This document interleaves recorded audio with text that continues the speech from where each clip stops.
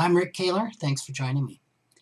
Cryptocurrency has been getting a lot of headlines in the financial press in the last few years, and I'm often asked about investing in crypto. Many investment advisors, like myself, expected the glory days of digital currency to be long over by now. Yet, it continues to get stronger, increase in price, and find a broader following. So, what's up with crypto? And should it be in your portfolio? First, let's understand what cryptocurrency is. It's one form of digital currency. That's money that exists only in electronic form, which may or may not be controlled by any country's central bank. So there's no physical representation of it. It would be similar if you have a wallet on your phone, like I have an iPhone where I load all my credit cards into. That's a form of digital currency. Well, it's digital, right?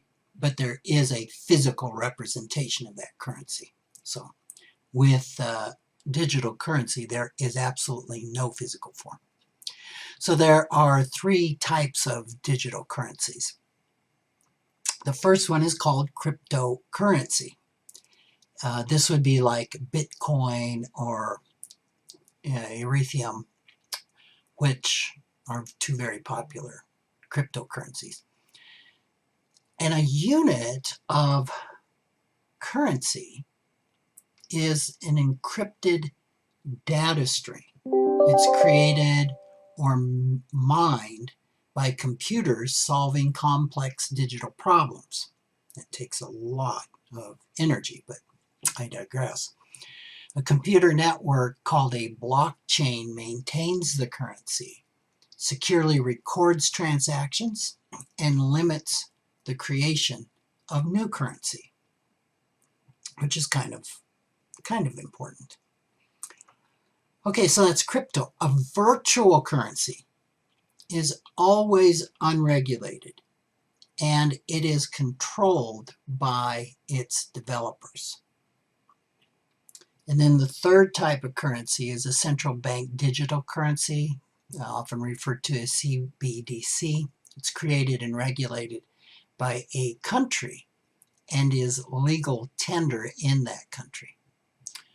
According to a July article at Axios, 16 countries, including China, are in the pilot phase or have launched a CBDC, and 15 others have them in development. So it's a thing. So with interest from that many countries, I don't think it looks like electronic money is going away anytime soon.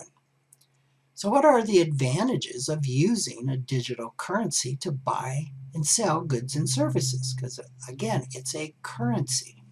It's transactional in nature.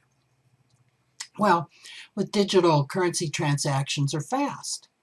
There's no clearinghouses or banks involved whatsoever. Payment is instantaneous. So rather than it taking days or weeks to work through the system, say, think of a check, international transactions are done in the snap of a finger. They're also cheaper.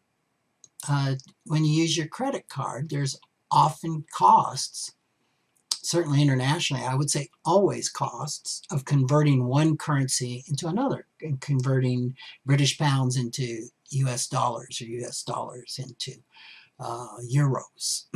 And usually that adds around 3% and can be more than that on any foreign transaction. So if you think about saving 3% on all your international purchases, that's rather appealing. Unlike physical currencies, dollars, digital units cannot be physically destroyed, misplaced, or lost. All right, because there's nothing physical about them. So that can't happen. And then transactions, another advantage is transactions are private, very private, because they don't pass through the banking system. There is no paper trail, so to speak. So with all those advantages, you would suspect there's some disadvantages to crypto and virtual currencies. So the biggest drawback, in my opinion, is the extreme volatility of their price. While the daily value of the US dollar will fluctuate by 10 basis points to 50 basis points, that's 0.1% to 0.5% a day. And 0.5% is a huge fluctuation for any currency in a day. The average daily volatility of Bitcoin is between 3% to 6%. That's huge. That's 6 to 60 times the volatility of the US dollar. Now, a currency, think of it, it's used for transactions. It really needs to be stable to have value as a medium of exchange. So the volatility and unpredictability of digital currencies really make them a really poor transactional currency.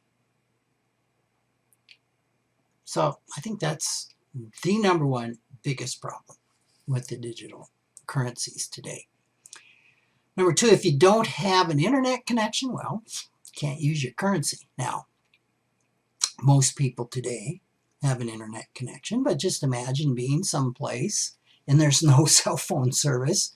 Well, you can't pull a dollar out of your pocket and get goods and services. So it can become problematic in bigger cities. I mean, even in London, they have pockets where you can't get cell service, which is kind of amazing. And third, if you forget or lose the password to your digital wallet, your money is gone forever. No hope of recovery. So remember I said there's no physical currency that you can lose, but you can lose digital currency by losing your password. And also your digital wallet is susceptible to theft, just like any physical currency, potentially by hacking now. I'm not sure of successful hacks that have been made in the digital currency era. I can't think of any to the large ones like, say, Bitcoin, but it's definitely a risk.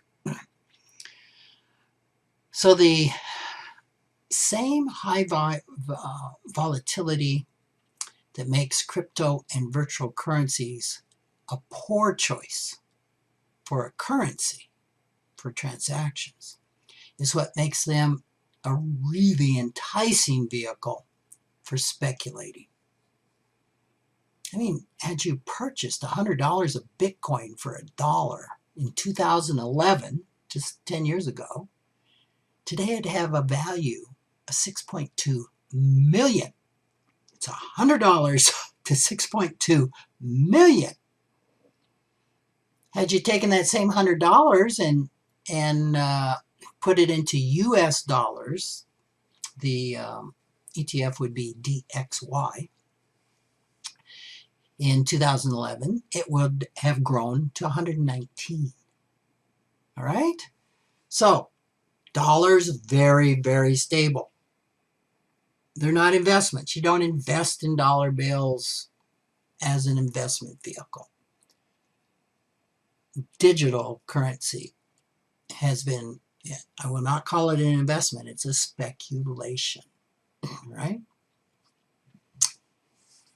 So I think it's obvious that the allure of digital currencies is not transactional, nor are they viewed as traditional investments. What's an investment? Something that has intrinsic long-term value, like real estate, stocks, or bonds.